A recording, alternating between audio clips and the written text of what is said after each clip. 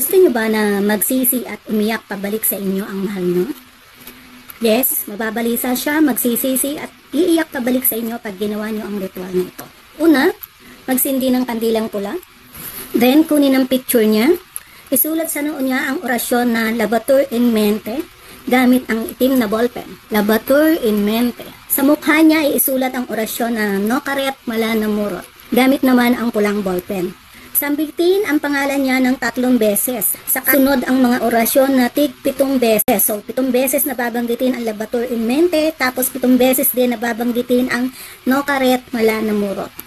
Sabihin ng kahilingan 3 times. Halimbawa, Jes Corpus, mababalisa ka ng labis, magsisisi ka sa pag-iwan mo sa akin, at mag-uumiyak kang babalik sa akin sa pagmamakaawang tanggapin kitang ulit.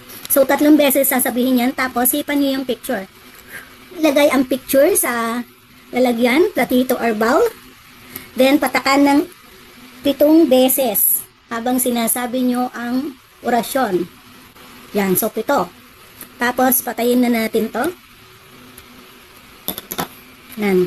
Gawin araw-araw sa gabi bago kayo matulog hanggang sa bumalik siya sa inyo. Pag gumagawa kayo ng spell, huwag mainip. Ipaubaya sa universe kung kailan ipagkakaloob ang katuparan ng kahilingan nyo. Hanggang dyan at hanggang sa muli. Bye-bye!